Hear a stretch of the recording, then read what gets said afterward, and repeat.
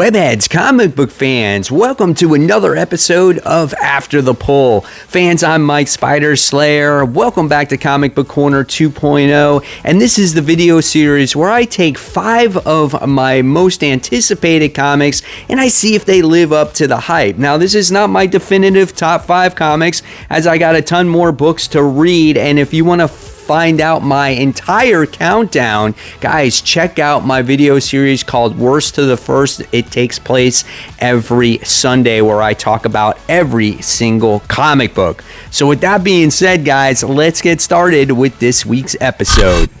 Coming in at number 5, we have Damage Control. This is issue 1. This is done by the creator of the Goldbergs, right? So I was like, oh, this has got to be hysterical. Probably one of the funniest comic books I have ever read. And I think I set the bar too high on myself when it came to this comic book. I thought we were going to see this guy, the point of view of him working for Damage Control, and he's going to be working with all the heroes. And that's not what you get in this book. You basically get a story of a guy that's looking for a job, and he becomes an intern in the mailroom. And you get to see kind of the inner workings of Damage Control. You get to see some cameos of your favorite heroes, which I think was kind of cool. But really, this story, all it had to offer was about this kid who is basically trying to deliver an ice cream cake in time before it melts. And there was some funny moments and whatnot. But the main story here was you got to deliver all the mail in time because, you know, Damage Control, if you don't get the mail out in time, the whole world can go to hell. I didn't expect all that. It just wasn't very entertaining to me, and I just felt like it was very lackluster. Then I didn't expect to be a second story as well, and if you thought that the first story was kind of kiddish or too cartoonish, you get this story here where it just felt like a total kids comic, which is absolutely okay, and maybe this is for a younger audience, but I couldn't get through this second part of this story that had to do with like Thanos and some like cartoon maestro, and it just wasn't really all that entertaining for me. So where is this book going to go from here for me? Well, I can definitely say it's not going to be in my top 5, that's for sure. Whether I try out another issue is still to be determined. Our main character, Gus, he's going to go to some other part of Damage Control. Is he a failure? I don't know, but I think this might be a pass, guys, so I think you should not pick this one up. Coming in at number 4, we have Fantastic Four. This is issue 46. This is it, guys. This is the end of Dan Slott's run on Fantastic Four. For the most part, I've enjoyed this series. I did not like the Reckoning War event. I thought there was just way too much going on. And with this issue, I felt there was way too much going on. Also, I thought maybe he could have at least tried to spread it out to issue 50 to kind of end this series on that 50th issue. That would have been cool, but yeah, he just tried to really, compact everything in here, finish some storylines, and get an introduction of Reed Richards' half-sister at the same time. In the very beginning of this issue, you see her, and her name is Joanna Jeffers. She's a marine biologist, she's a black woman, and Reed Richards goes to her to try to include her into the family. She's very stubborn, she's very smart, she's trying to save the world in her own way, and you get to see her go on this adventure with Reed and the rest of the family, and it's very funny because at first she does want nothing to do with him. She's kind of jealous of him. She kind of feels like he should have sought her out instead of her seeking him out. She kind of sits there and goes, well, you're the golden boy of Nathaniel Richards, so, he favored you, and she was kind of jealous about that. But by the time you do get to the end of the issue, they kind of make up and they start to become a brother and sister type, which is kind of cool. Now, a couple of things that Dan Slott closed up here. Johnny Storm is no longer permanently flaming on. He's cured. Now he can flame off again. Sky, his on again, off again love interest, has turned back to normal as well. which I thought was okay, fine. We're getting things back to normal. And then you get this rest of these adventure that goes on where he's trying to take her on this different places and meet his other family members and whatnot. And that just seemed like it was way too much, right? Now, there was one point in this comic book where I thought, there's going to be an accident here where they're going through some dimensional interference. And I thought whatever happened to the Fantastic Four was going to happen to Joanna.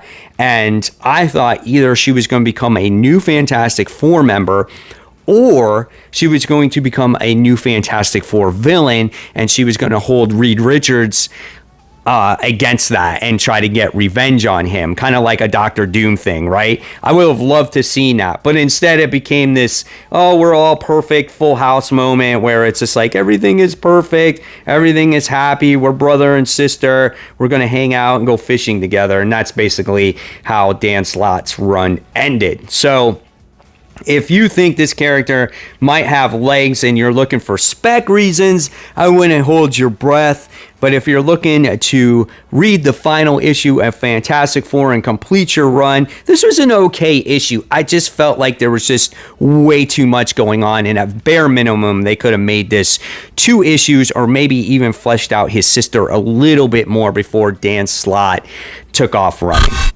Coming in at number 3, we have Robin issue 17, the conclusion to this series. I think overall, Joshua Williamson has done a fantastic job with this run. I love that he made this kind of a coming-of-age story about Damian, trying to find out who he is. Because he's not Batman, he's not Talia, he's Damian, and he's trying to grow up and figure out who he is. So I really appreciated Joshua Williamson for the story that he was trying to tell. And him being on this Lazarus Island, fighting all these crazy characters, was awesome. It was a lot of fun.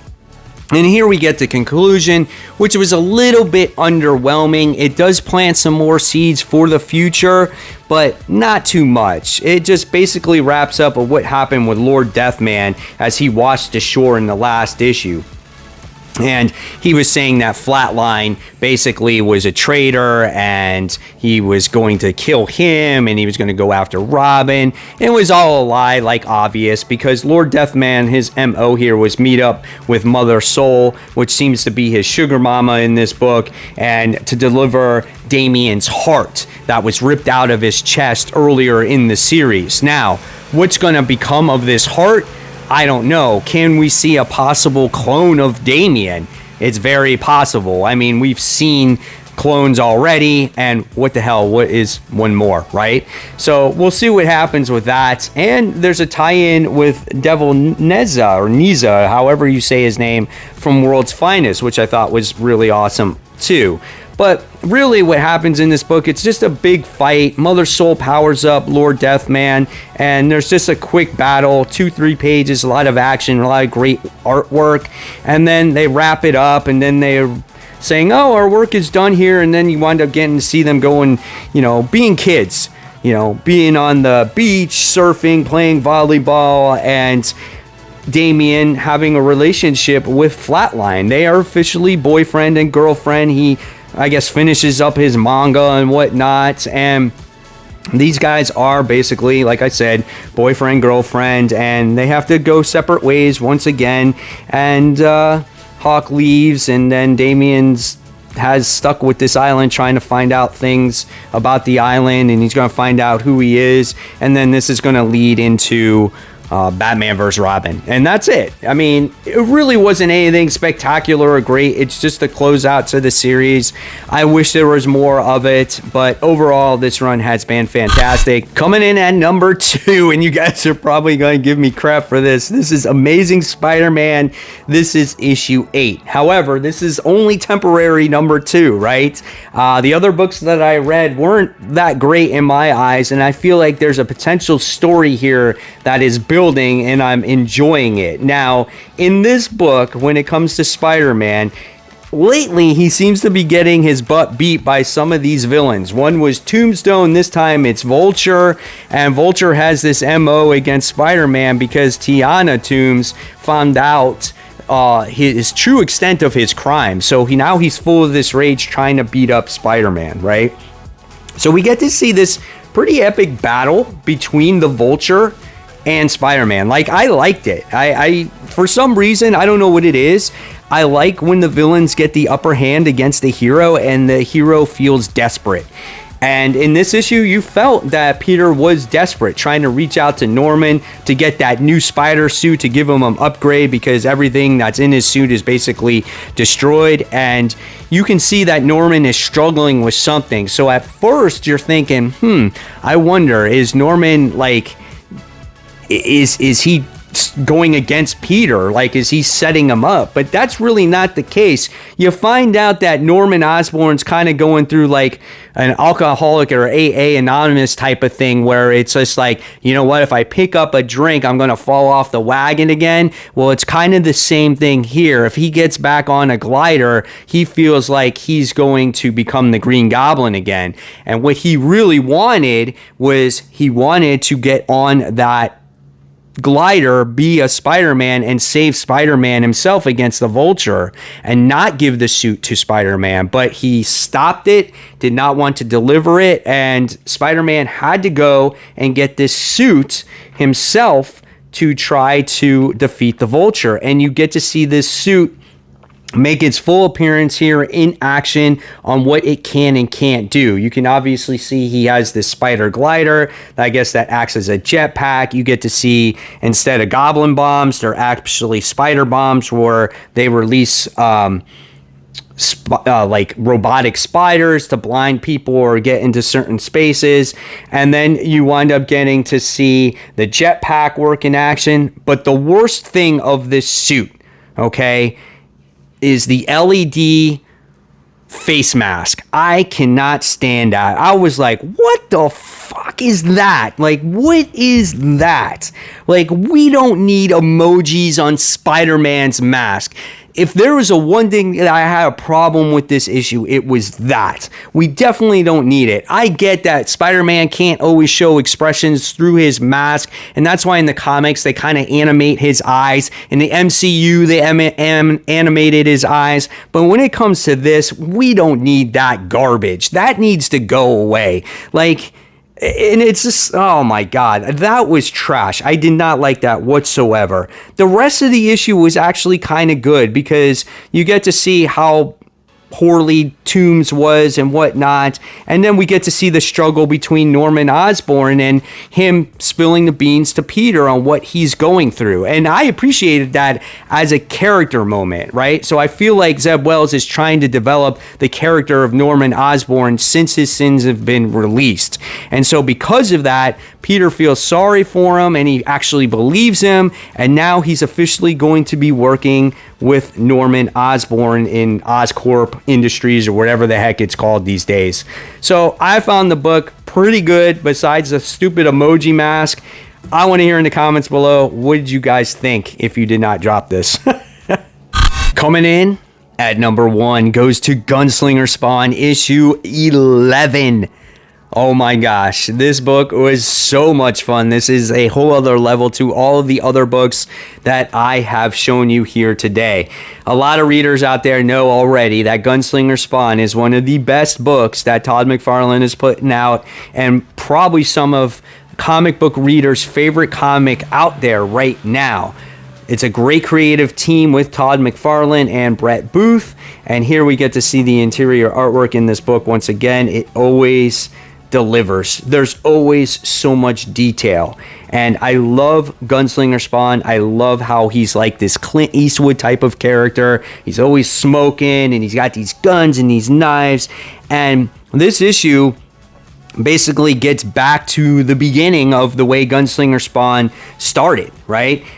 He did his mission, he met up with She-Spawn, he got all his money and whatnot, and then we go back to the original character that Javier met, which is Taylor. And Taylor was the one that's introducing him to the world, and Gunslinger Spawn feels like that he needs to go back to him because Gunslinger wants to ask him where all these other people are that killed his sister, and he needs to kill him, basically. That's what he wants to do. And Taylor is beside himself when he finds out that Gunslinger is back. And he's like, hell yeah, dude. Let's go riding on the motorcycle. Let's go do this. I'll help you. I'll do whatever it is. And then for one brief moment, right, that everything is great, we get to see that new villain. I think his name officially in this book is called Winterstone. And he just busts through the tree, and Taylor goes flying all over the place. And then right from the start, you wind up getting to see Gunslinger Spawn do battle against this character, and it was amazing. Oh my gosh. And you get to see one scene with Winterstone and this angel, and just, he's so ruthless, and he just takes no mercy from anybody. And this book was just balls to the walls action. And the last page, I'm not going to show you. I want you to read it for yourself to see it. But my God, my mouth was dropped. This was excellent. And I'm like, dude, how is freaking Gunslinger going to respond to this, right? Oh my God, guys. If this is a Spawn book, if you don't even like Spawn, right, or never read any Spawn, you don't really have to understand Spawn to get into this book. You can read it from issue 1. There's a trade that's out, and then there's a couple issues after that, and then you can get caught up in all the fun. This is something that you should be reading, and again, it's $2.99. So will these books overtake the current top 5? Well, here are the books I still have to read, and you make a judgment for yourself. We have Scorched. We have issue 9. We have Detective Comics. This is issue 1063. We have The Axe Judgment Day, issue 3, which probably won't. Next, we have Carnage, issue 5. We have Grimm, issue 4. We have Radiant Black, issue 17. Rogues Gallery, issue 2, which issue 1 was really good. We have Batman, The White Knight Presents Red Hood. And of course, we have the lovely Joanna Tan, Gun Honey, Blood for Blood, issue 1. So there you have it, guys. There is After the Pull. And if you love this video series, guys, you know what to do. Just make sure you give this video a like, thumbs up, subscribe to the channel. And speaking of content, here is more content right here to click on. And guys, as always, keep buying, keep collecting, but most importantly, remember, guys, read those comics. Thank you so much, everyone. Have a wonderful day.